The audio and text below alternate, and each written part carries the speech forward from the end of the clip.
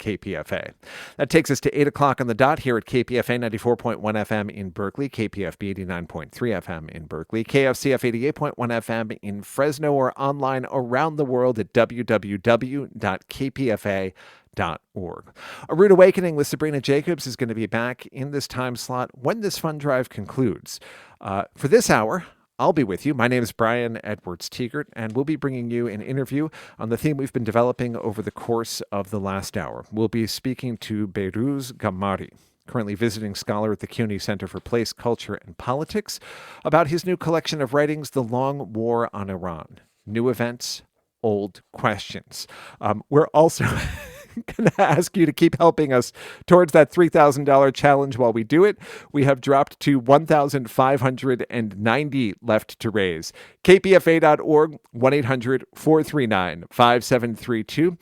It's Behrouz Gamari. Next, after the news. I'm Max Pringle with these headlines. The U.S. military says its forces have disabled 2 more Iranian tankers that were trying to sail through an American blockade on Iran's ports. Hours earlier, the Navy said it thwarted attacks on 3 naval ships in the Strait of Hormuz and retaliated against Iranian military facilities. Ben Thomas has more. The U.S. military says it intercepted Iranian attacks on 3 U.S. Navy ships Thursday as they transited the Strait of Hormuz. President Trump described the confrontation this way. You probably heard we took our 3 destroyers and we rammed them through some pretty big stuff today, and we knocked the hell out of them. The destroyers weren't hurt in any way. The people weren't hurt, but they were firing at us, and we were firing back at them. Central Command says U.S. forces then targeted Iranian military facilities responsible for the attack. Meanwhile, the president says the U.S. is still negotiating with Iran. We're not going to give them the right to have a nuclear weapon. There's 0 chance. And they know that, and they've agreed to that. Let's see if they are willing to sign it. Ben Thomas, Washington. The Virginia Supreme Court today struck down a Democratic congressional redistricting plan that had won voter approval. The court's 4-3 decision marked a major setback for Democrats in a nationwide redistricting battle with Republicans ahead of the midterm elections. The plan, approved April 21st by voters, could have helped Democrats win up to 4 additional U.S. House seats, but the court said state lawmakers violated procedural requirements when placing the plan on the ballot. The recent U.S. Supreme Court ruling that weakened the Voting Rights Act has been used by Republicans in several southern states to try to eliminate congressional districts held by Black Democratic lawmakers. Alabama lawmakers could vote today on a plan to alter the state's congressional primaries if the courts allow Republican state officials to switch to congressional maps that favor the GOP ahead of the November midterm elections. The Alabama legislation, which needs only a final Senate vote to go to Republican Governor Kay Ivey, comes after a recent Supreme Court ruling in a Louisiana case that significantly weakened Voting Rights Act protections for minorities. Republicans in southern states have moved quickly to try to capitalize on the case. Tennessee enacted new congressional districts Thursday that carve up a Democratic-held black majority district in Memphis. Louisiana postponed its U.S. House primaries as lawmakers work to enact new districts. And Republicans in South Carolina also have proposed a new U.S. House map. Voting rights advocates and Democrats have condemned the moves. Britain's ruling Labour Party suffered big losses in local and regional elections in the UK on Thursday. Prime Minister Keir Starmer, however, says he's going to continue to lead the party going forward. More from John Beaver. The UK's governing Labour Party has seen huge losses in local elections. It's causing renewed speculation about a leadership challenge against Prime Minister Sir Keir Starmer. But he says he's going nowhere. We were right to emphasise to the country the difficult inheritance we've had, the challenges we face, but we haven't done enough to convince people that things can improve, their lives can get better, the hope. And I'm not going to walk away from that challenge. Nigel Farage's Reform UK party has recorded major gains. I think overall what's happened is a truly historic shift in British politics.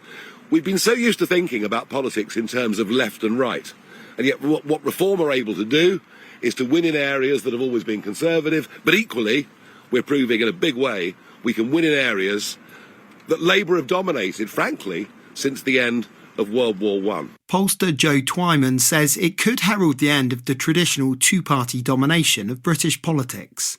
We have seen very much a replication of what we were talking about going into these elections, specifically that collapse of the two main parties, but at the same time a complexity of the political landscape that really we haven't seen before in this country. From Feature Story News in the UK, I'm John Beaver. Spanish authorities are preparing to receive over 140 passengers and crew from a hantavirus-stricken cruise ship headed for the Canary Islands.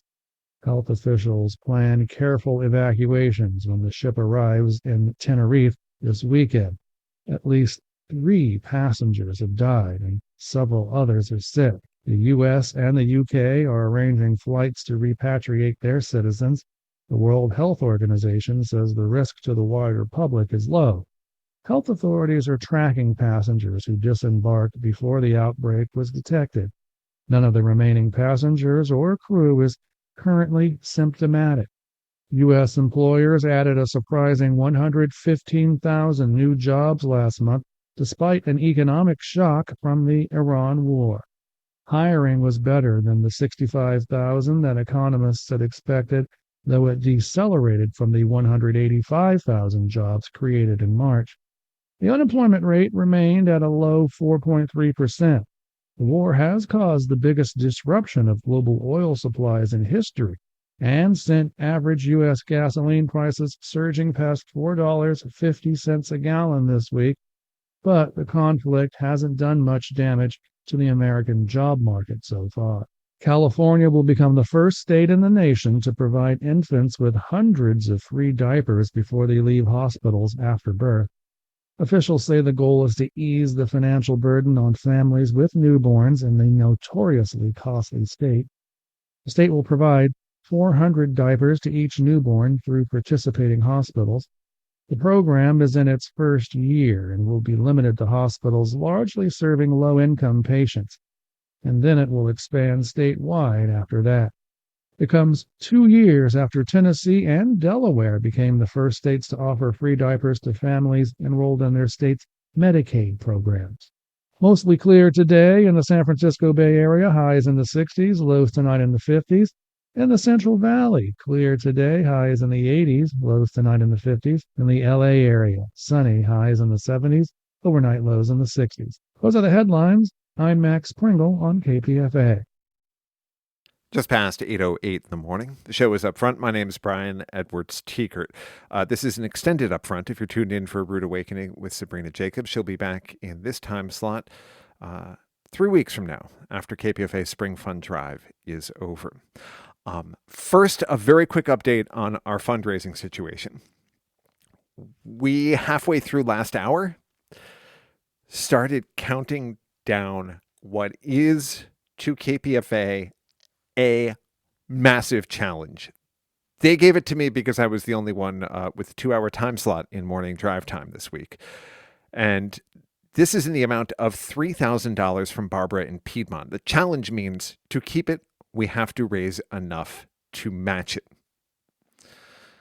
As of this second, we have raised $1,560. Thank you so much to everyone who donated quickly and without the offer of a thank you gift last hour. We are just over the halfway point with 1,440 to go, and I won't have a lot of time at the end of this hour to ask. So, before you move on with your day, do what you can to help out your radio station. KPFA.org or 1-800-439-5732. All right, on with this hour's interview. You're listening to Upfront. I'm Brian Edwards Teekert. Very pleased to welcome to our airwaves Behrooz Gamari. He's a sociologist, currently visiting at the CUNY Center for Place, Culture, and Politics In the aftermath of the Iranian Revolution, he was imprisoned and sentenced to death for membership in a radical Marxist organization trying to topple the Islamic Republic. A terminal cancer diagnosis got him out of prison and eventually to this country, where he got over the cancer and has had a distinguished academic career. He's just out with the book, The Long War on Iran: New Events, Old Questions. Behrooz Gamari, thank you very much for speaking to us. Thank you for having me, Brian. Let's start by situating you for our readers. I'm kind of going through your personal timeline and realizing that you must have been a teenager during the Iranian Revolution. Yes, I was 18 and a student at the Polytechnic University in Tehran. And that was in 1978 when the revolution started. And very much active during the revolutionary movement and beyond. What kind of impression did the revolution make on you? The revolution, as it unfolded, it became more and more real. I mean, obviously, when you're going through a revolution, you are not thinking that I'm going through a revolution. And then little by little, you reach a point that you come to that realization that something major was happening. And the main impression for me of the revolution was the power of the people, and it was so moving. I mean, Iranian Revolution was one of the largest, most populous revolution in world history. And at the time, Tehran, for example, had a population around 4 million people, and we had rallies in Tehran with more than 1 million people participating. In a city of 4 million, 1 million people participating in the rally is totally unprecedented. And most importantly, the people who were participating, including myself, we were, for the most part, very nonviolent. And despite the fact that there was martial law declared at the time in the summer of 1978, and that kind of courage that you saw every day on the streets. And I think that every single person who was participating there were going through a transformation and becoming someone that they never could imagine they could become. And questions of fear, questions of courage, questions of sort of calculating what's the results of this action or that action, they all became secondary. The power that we all sensed during the revolutionary movement was the greatest kind of feeling, the most remarkable effect of the revolutionary movement on me. One of the themes in your book is that this kind of formative moment accounts for how much public opposition and mass politics we continue to see in Iran, even in the face of state repression under the Islamic Republic. That's so true. I think there is a sense that that kind of courage and what I call in my own work a revolutionary consciousness is transferred generation after generation. This is third or fourth generation after the revolution, but nevertheless, we see the same kind of subjectivity, same kind of consciousness that was the product of the revolution. And every 2 or 3 years, every 4 years, we see a major upheaval in Iranian society. And a lot of people attribute that to how repressive and brutal the Islamic Republic is, which for the good part of it is true. But I don't think that the Islamic Republic is so extraordinarily brutal and repressive that basically brings out this kind of reaction among people. I think all states exercise their coercive power as much as they try to use their power of persuasion to legitimize their own authority. And if you look around in the Middle East, in Egypt, in Saudi Arabia, in Turkey, Bahrain, Kuwait, Pakistan, all countries, and then everywhere in the world you look, states exercise the same kind of repressive policies, some more, some less. But we don't see the equivalent of Iranian protest movement in countries that have not gone through this major revolutionary experience. Well, maybe we could take your life story as an example. How did you go from someone who was a participant in and inspired by the Iranian Revolution to someone who, a few short years later, was part of an organization dedicated to the overthrow of the Islamic Republic that the revolution installed? That's that's a good question, and they're hard to answer really because I mean revolution. Most revolutions are expressed through a negative dialectics. In terms of negation, people are very clear what they don't want.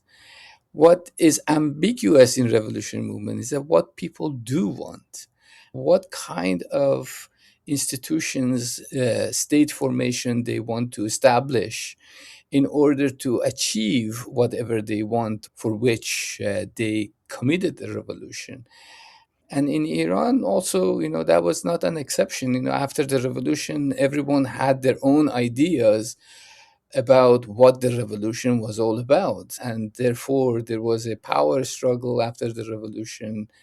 The Marxist left in Iran had a very limited effect on the revolutionary movement, although the ideas of the left was very influential. And even those ideas like socialism and the question of social justice, ideas of egalitarianism, was very much appropriate and a part of the dominant revolutionary discourse, even in Khomeini's ideas, in political Islam.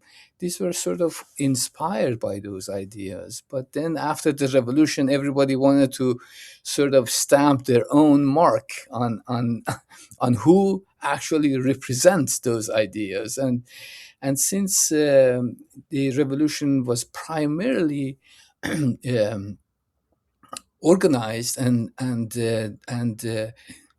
organizationally mobilized by the Islamists under the leadership of Khomeini, after the revolution, they took over the political power, and many different groups, including my own organization, which was first a student organization, but then later I got involved in an underground communist group.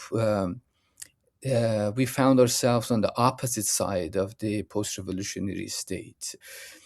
So at the beginning, there was a kind of period of 2 years that these groups, the opposition groups, were tolerated, harassed, contained, but tolerated for the most part. But then it reached that kind of opposition reached a point in this early summer of 1981 that one of them, this group, Mujahideen Khalq or MEK, that they're still around, started assassinating people in the parliament. They assassinated the president, they assassinated the prime minister. And for all practical purposes, they started a civil war. And the government, of course, responded exactly in the same way, that they arrested anybody they could, and they executed thousands of people in the matter of 2 years. I was arrested at the end of summer of 1981.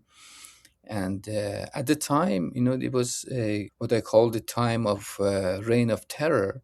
Every night, between 30 to 50 people were being executed, and their names were printed in newspapers. And the other side, every day, I remember like in June 1981, the Mujahideen planted a bomb in the headquarters of the ruling party and killed more than 80 members of the ruling party, including the head of judiciary, 25 members of the parliament. In one night, they were all assassinated. And so that kind of very intense civil war was going on for almost 2 years. And this was also, during the time that Iraq had invaded Iran. So there were war going on the war fronts, and civil war in parts of Kurdistan and in the cities around the country, assassination campaigns and mass execution and arrest of political opposition. After 3 years or so, the government found a way to basically eliminate all the key figures in the opposition, their sympathizers, their members. Many people escaped the country and went to exile. And for all practical purposes, they annihilated any opposition alternative. But the war continued, and the war continued until 1988. And there is another wave of execution at the end of the war, which estimates are between 2 to 3,000 people were executed at that time. And by the end of 1980s, then we have this kind of change in redefining the state, post-revolutionary state, that the state feels kind of secure in its own place. And then we have sort of the blooming of different kinds of opposition, and we can get into that later. But that's this that's the sort of the pre and post revolution involvement on my part. And of course, I was I was sentenced to death in 1981, and then my sentence was not upheld by the Supreme Court and sent back to the lower court. And that period sort of continued for more than 3 years.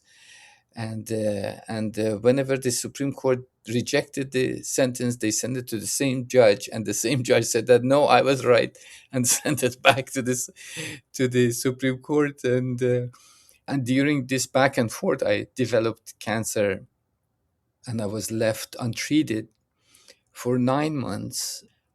Towards the end, they transferred me to a hospital, and the oncologist there said that there is no hope. He's in terminal stage, and so it was their decision whether to let me die in prison or let me die outside in my own home. And they decided that they're gonna give me a parole to go out. And then I don't know whose miracle it was, but I obviously didn't die, and I'm sitting here talking to you. I know it's dangerous to play counterfactuals, but a big theme of your writing is that attacks on Iran from outside become the impetus for repression inside Iran. Do you think if Saddam Hussein's Iraq had not invaded Iran soon after the revolution with backing from Western powers, if the MEK had not initiated what you described as a civil war inside Iran, do you think the politics would have followed a different course under the Islamic Republic? That someone like you might have been working on elections instead of overthrow of the state? I believe so. I think that, in my entire scholarship is about thinking in contingent terms about history, rather than thinking that history has a logic of its own and it unfolds in a particular way.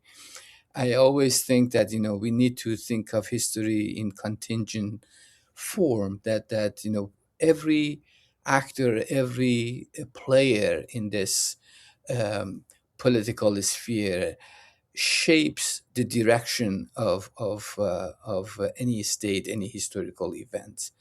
So I am confident that if Saddam Hussein had not invaded Iran, we would have had a different direction in post-revolutionary politics.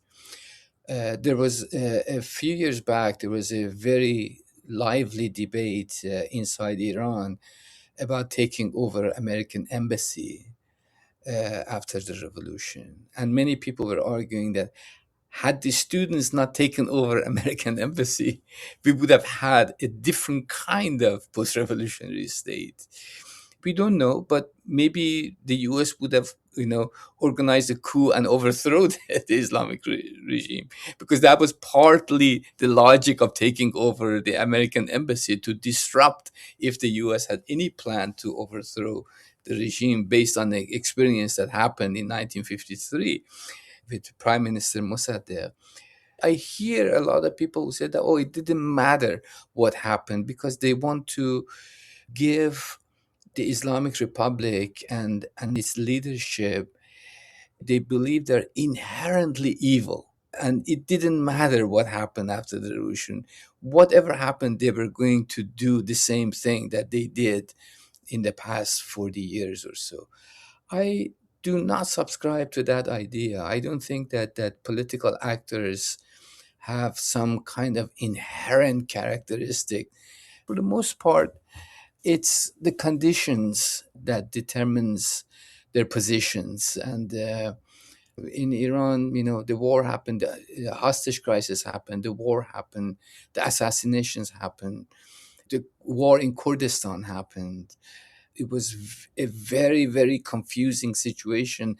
I talk about this in my recent book in the introduction, how confusing it was to be a prisoner during the time of bombing Iranian cities by Saddam Hussein, and the guard who is guarding me, someone who is planning to overthrow the government, but he also goes to the war front to fend off the Saddam Hussein aggression. And I mean, it was years later, it was a puzzle in my mind that how could we even function during those kind of very complicated situation of possibilities. But to go back to your question, I definitely believe that all these major events shaped the kind of state that emerged after the revolution, and the kind of events that were the consequences of that state formation. Our guest is Behrooz Gamari. He's a visiting scholar at the CUNY Center for Place, Culture, and Politics. His brand new book, The Long War on Iran: New Events, Old Questions. This book is our feature thank you gift for the 32 minutes left in this hour. And in that 32 minutes, we are trying to get over the top on a 2-hour, $3,000 challenge put up by one of your fellow listeners. As of this second, we have raised $1,685, which means if we want to claim that $3,000, we've got to raise $1,315 in the next 32 minutes. So we are asking you to come through for your radio station at kpfa.org or 1-800-439-5732. If you'd like a copy of Behrooz Gamari's new book, it is yours for a donation of $12 a month or $120 all at once. We can count that towards the challenge.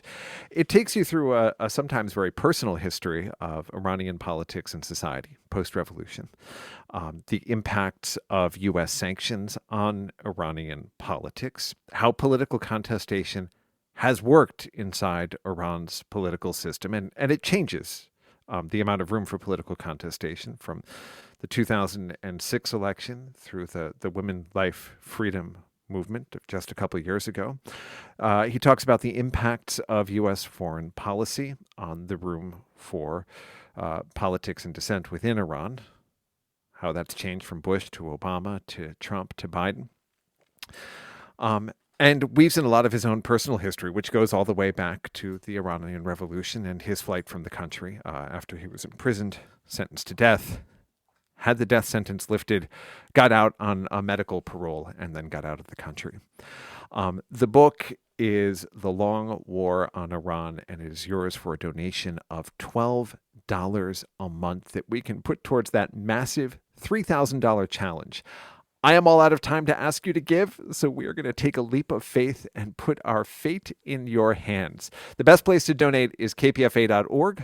The phone number, 1-800-439-5732. 5732. Let's go back to the conversation with Behruz Gamari. One of the interesting issues after the revolution was this kind of competing sources of legitimacy for the state. In the past 45 years or so, these competing sources won a divine source of legitimacy because this is Islamic. And then on the other hand, since day one, they put a lot of emphasis on the source of people, the masses, as the source of legitimacy for the state. But these constantly competed with one another. And in the past 4 decades, we see that we have sort of moments of high participation, meaning that kind of popular legitimacy became at the center stage of state policy. That, for example, we had moments in the late 1990s that between 75 to 80% of population participated in presidential election. And I firmly believe that people do not participate in any election if they don't believe that it makes a difference in their lives. I know that for the many of the Iranian opposition, they say that they force people to participate. I mean, if you look at the numbers, and it really doesn't make much sense to have the ability to force like 80% of population to participate in elections. And it's not actually only the elections that people go and cast their ballot. I've been in Iran for 2 presidential elections, and these elections were very kind of carnivalesque kind of events, because people for 2 or 3 weeks before I was going to say revolution instead of election, but it felt like a revolution, because people line up on the streets, we go until 4 o'clock in the morning. They're chanting, they're marching, and if you don't know it, you really think that there's a revolution happening, because it's not the fact that they only want to go on the election day and cast their ballot and stand in line and do that. They want to demonstrate that they care very deeply in the right of self-determination. That's such a important part of political consciousness of Iranians, that they want to actually show that.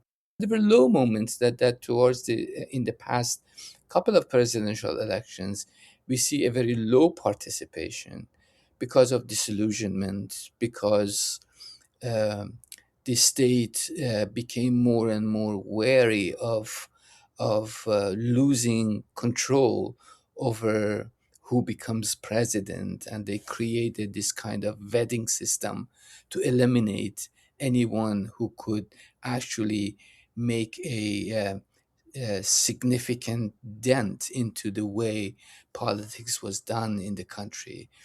And I have in my book, I have a chapter there about the crisis of legitimacy, that the presidential election before the last one, that they basically eliminated all the candidates except one, and it was kind of more of an appointing a president rather than electing a president. But then very soon they realized, and that's an interesting part, very soon they realized that this is really not making governance easier for them. And then they kind of reverted back to that kind of little possibility, little opening for these elections. And that's why we ended up with the current president, Masoud Pezeshkian, who was a very unlikely candidate to become the president. But nevertheless, people elected him again with very low participation. And But that kind of struggle, that kind of contradiction in the Iranian constitution, I would imagine at some point needs to be resolved in order uh, for the Islamic Republic to continue a form of governance that relies on any form of legitimacy, popular legitimacy. This has always been really interesting to me about the Iranian political system is that this body, it's called the Guardian Council, can unilaterally disqualify candidates. And yet, the candidates they do admit to the ballot um, represent real political contrasts in many elections. It Right. it suggests that the regime is aware of the risks of delegitimizing itself, even though it has the formal power to just pick the person who will rule. No, it's so true. I'm glad you pointed to that. That's and that's always the sort of point of contention for people who sort of call the Islamic Republic a totalitarian theocracy, to say that, well, there is a guardian council and they eliminate all candidates, and what kind of election is that? But then, we end up with candidates who are very, critical of the guardian council as well, and and part of the reason is that there are no political parties in Iran, and so the candidates. Some years ago, there was this amazing documentary about a presidential election in Iran, and in I think it was early 2000 that there were 800 candidates for president. And so the Guardian Council sits there to vet 800 candidates, and since there are no political party, people can just walk into the Ministry of Domestic Affairs and nominate themselves for president. And so it's a kind of a strange system that allows individuals to nominate themselves to run for president. And exactly because there are no political parties to say, okay, this political party, this is our candidate for president. And that makes it much easier to have that kind of process of vetting. But you do have these kind of mass movements that erupt that, whatever their proximate cause, seem to evolve pretty quickly into calls for regime change. The Woman Life Freedom protests, or the protests that started in the bazaars this winter over economic conditions. And these have pushed the state back into a mode of violent repression. Mm-hmm. Yeah, I mean that's one of the things that goes back to your earlier question about what if these protest movements happen and there was no foreign intervention? Would the state respond exactly the same way, or the response would have been different?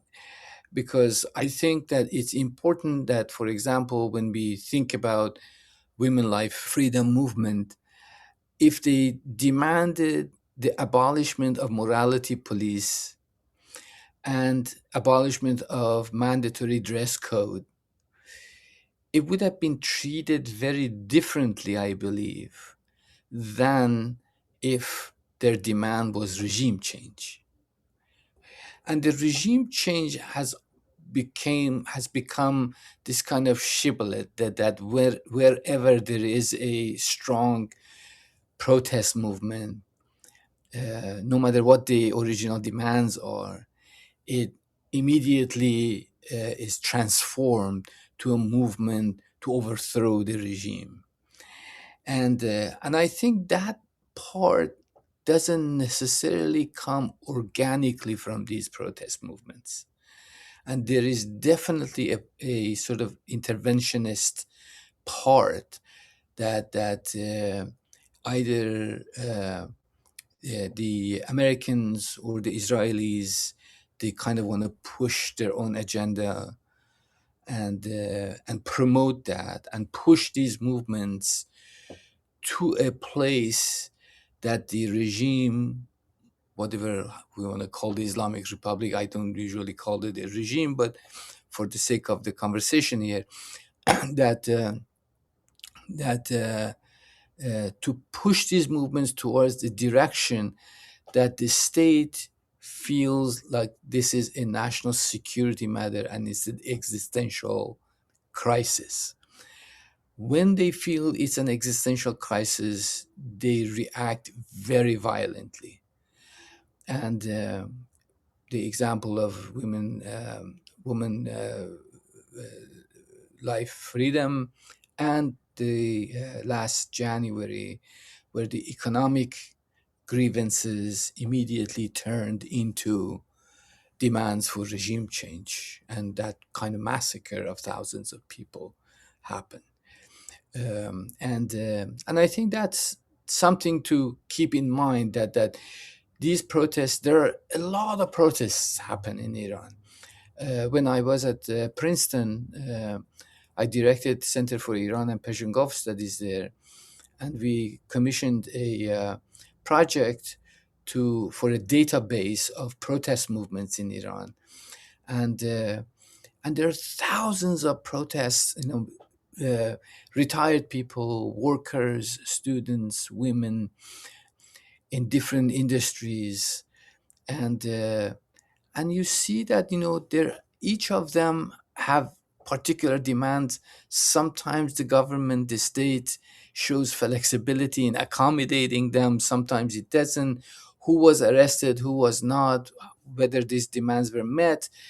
But these are the things that never get the attention of anyone, because the only time that it gets the attention of others when these protests turn into demands for regime change, and when the casualties pile up.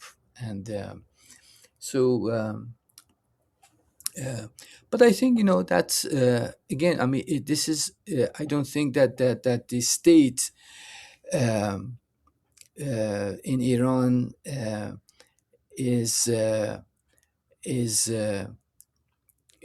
exceptionally brutal. I mean, it's brutal exactly the way other states are brutal. I wrote this piece when the women life freedom movement was happening, and I said that this movement should have a very specific demand of abolishing the morality police rather than overthrow of the regime, because it's good for movements to have tangible results.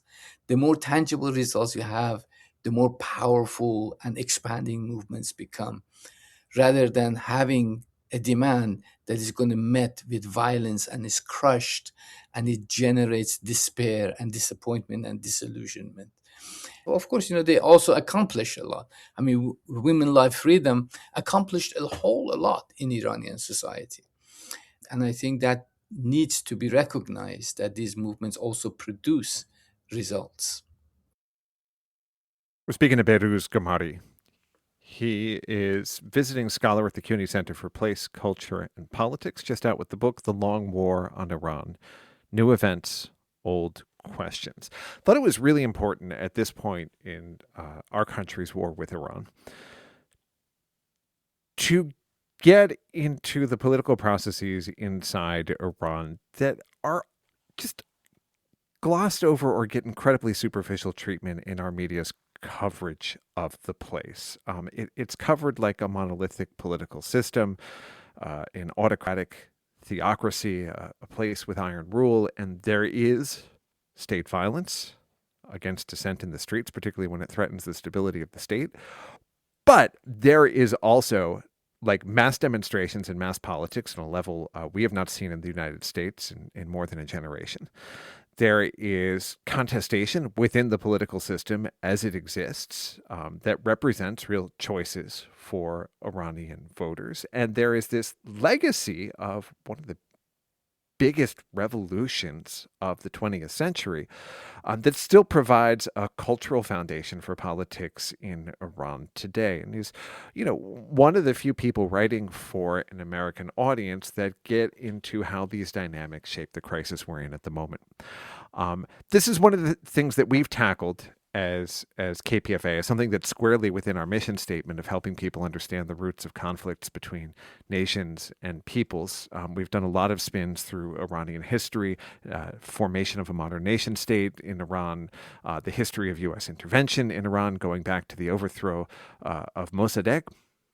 And if you think it's important to have work like this on the public airwaves of the imperial power that is currently waging a war halfway around the world, well, then we are asking you to chip in something to keep it going.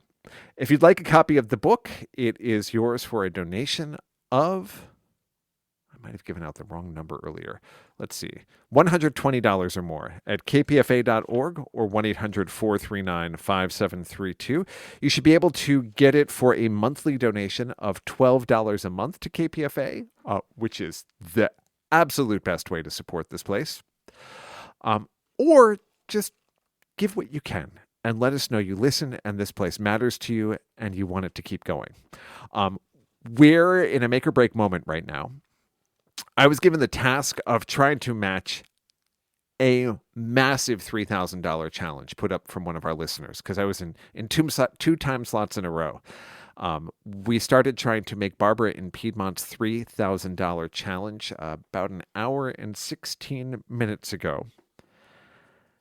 Now we are down to 13 and a half minutes left, and we have $1,275 left to raise. Now, I am looking at a dashboard that says we have 0 callers on the line, 0 browsers on the donation portion of KPFA's website, and I am about to launch back into our final excerpt of that interview with Behruz Gamari. This is terrifying. Help! We have a chance to make whatever you can contribute to KPFA go a lot further. Whether you're pledging $120 for the book, $20 a month to sign up as a sustainer, or just like $50 to say, attaboy, keep it up. We need to hear from you now. KPFA.org, 1-800-439-5732. That's 1-800-HEY-KPFA. I'll have less than 8 minutes left when I come back after this next excerpt, so please give quickly, give generously. KPFA.org. We'll be back after this. It seems like a lot of the more brittle autocratic regimes in Southwest Asia and North Africa really fell victim to their own neoliberal reforms. They changed their economic systems in a way that left people feeling more precarious, less provided for, while they watch small elites get enriched. And I'm curious, what kind of course Iran charted through the era of neoliberal hegemony. Iran has actually one of the largest welfare states in the world. And still does, and that's one of the main sort of points of contention inside the country between different political factions. Those who wants to privatize and cut the subsidies, and the whole kind of basic template of neoliberal governance. Plus, all this is happening in the midst of a very crippling regime of sanctions. That complicates the situation in Iran, because if other places, if there were no sanctions, I think it would have been much easier for the state to mobilize its neoliberal policies and move more towards that kind of an IMF World Bank model of governance. But then the sanctions limited the ability of the state to pull the rug, so to speak, from the underprivileged classes, because the sanctions were already putting so much economic pressure on different people, particularly working class and lower middle classes. And then if the government wanted to add to that kind of pressure, it would have been a kind of the last nail on their coffin. So otherwise, I would say that the dominant faction in the state work with economists, their economic advisors are all those people who totally subscribe to a neoliberal political economy philosophy, but they find themselves really unable to implement it because of these crippling sanctions. You've been in the United States or Canada for 4 decades now, and I'm curious, like as you watch media coverage here of developments in Iran, what you think are the biggest blind spots, the most misleading narratives that undergird coverage here. I think the most important thing is the lack of understanding of Iranian society, that they always generate a separation between the Iranian society and the state, as if it's something totally foreign to Iranian society. And even recently during this war, there are a lot of Iranians in diaspora who are arguing that this war is about liberating Iran from the Islamic Republic, who are the true invaders of Iranian society, which is really not true. I mean, this is part of Iranian society. It came out of Iranian society. They're part of Iranian society. And the fact that Iranian society uh, has created a very vibrant environment for the emergence of different kinds of intellectual networks, different kinds of political debates, different kinds of cultural formations, and but these are almost absent, almost totally absent in Western media. Iranian society under Islamic Republic is far from a closed totalitarian society. It's actually quite a vibrant society that constantly produces and reproduces and perpetuates the foundations of new ways of thinking and cultural formations.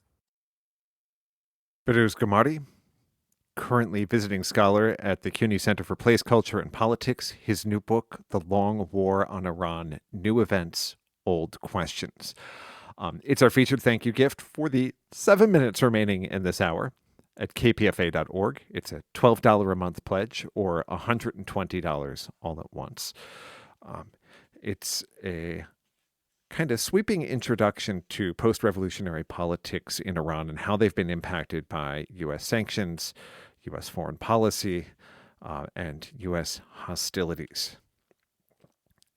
I would say a kind of important political primer for anyone trying to understand our current war with Iran through a broader lens than what the U.S. government and military think they're doing, which is what we get from most of our media in this country. This has been part of a 2-hour lineup we've put together on the resumed hostilities between Iran and the United States. We started with Jake Warner talking about China's stakes in the conflict and its potential position to broker some kind of truce or ceasefire. We then went to Trita Parsi, director of the Quincy Institute for Responsible Statecraft, to talk about the emerging political fissures among the Gulf states, the United Arab Emirates, defection from NATO, the reports in the New York Times that Saudi Arabia has denied the United States use of its airspace to conduct its naval escort missions through the Strait of Hormuz. And now we're doing this deep dive into the legacy of politics in post-revolutionary Iran. These are exactly the kind of conversations I want to have on this radio station, that I think we were put here to have. The kind of thing it's important to do in a time of war, when most of the media in this country cover it like a sporting event.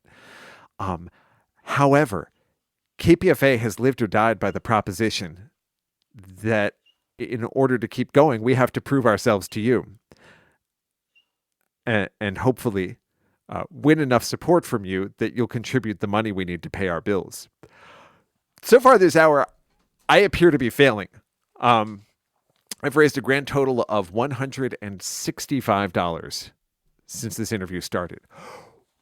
We are trying to make a $3,000 challenge, far and away the largest challenge that we have faced during this fund drive that we started partway through last hour. And we are still $1,275 away with 5 minutes left. This is it. It is now or never. If we can't raise that $1,275, your radio station is in trouble. And right now we have every single phone line coming into the building open. So we are asking you to come through for your radio station at kpfa.org or 1-800-439-5732. That's 1-800-HEY-KPFA or online at www.kpfa.org. 4 minutes and 10 seconds left. We have raised over $1,700 towards this challenge in the space of about an hour and 25 minutes. That came from a whole lot of people: Evelyn in El Cerrito, Michael in Union City, Linda in Berkeley, Bradford in Angels Camp, anonymous folks in Oakland and Vallejo and Santa Rosa and Walton, Oregon, and Sandra in Menlo Park. And all of them gave in the hopes that enough other people would join them that we could make this $3,000 challenge together. We've got 3.5 minutes left for you to link up with them and join the collective effort it's going to take to do it. This is a massive amount of money for KPFA. We are a hardscrabble place that operates on a shoestring. It is a massive blow to KPFA if we lose the chance to double $3,000. There's a caller. Thank you for that. 3 minutes and 15 seconds to join them. kpfa.org, 1-800-439-5732. Any amount will help. $12 a month will get you the book we've been discussing this hour, or $120 all at once. And we particularly encourage you to sign up as a monthly sustaining donor. When you sign up as a sustainer, we get to count the 12-month value of that sustaining donation towards our challenge. So if you sign up at $20 a month, we are $240 closer to making that $3,000 challenge. I worry that a lot of people talk themselves out of becoming sustainers because like $20 a month doesn't sound like a lot. And when you finally get around to finding 2 minutes in your morning to make a donation to KPFA, it's because you've been inspired by something and you want it to feel big and meaningful. But to us, a monthly contribution that is steady, that we can count on, that we can plan around, is more useful than a big lump sum that comes in all at once and we don't know if or when we'll see again. So if you haven't signed up as a KPFA sustainer yet, you can help us close the gap on this $3,000 challenge with a monthly donation of $20 a month, $10 a month. There's at least one person out there who can do $50 a month, which would close half our remaining gap. kpfa.org, 1-800-439-5732. We're now at $1,175 to go, thanks to Yvonne in Sebastopol and an anonymous donor in Berkeley. $1,075. kpfa.org or 1-800-439-5732 to join them. We've got 2 people on the phone lines, 2 people on the donation portion of KPFA's website. They're all in the process of getting us closer, but we are running out of time. 80 seconds left to get over the top on that $3,000 challenge, and we have just over 1,000 left to raise. There is a third caller. Thank you for that. kpfa.org, 1-800-439-5732, 1-800-HEY-KPFA. So whether you're signing up as a monthly sustainer, whether you're giving a big gift all at once, whether you're pledging for a copy of the book we featured this hour, or you just want to say, keep all the money, the thank you gift is KPFA. You've got 1 minute to make it count towards this challenge. kpfa.org, 1-800-439-5732, 1-800 Hey KPFA. 35 seconds left till Democracy Now! Comes up. You are tuned to KPFA 94.1 FM in Berkeley. Thank you for that call. KPFB 89.3 FM in Berkeley. KFCF 88.1 FM in Fresno, or online around the world at www.kpfa.org. We are in our final 20 seconds. Our count stands at 4 callers on the line, 3 people on the donation portion of KPFA's webpage. $1,075 to raise, less whatever they are in the process of donating. It has just dropped to $975 left to raise.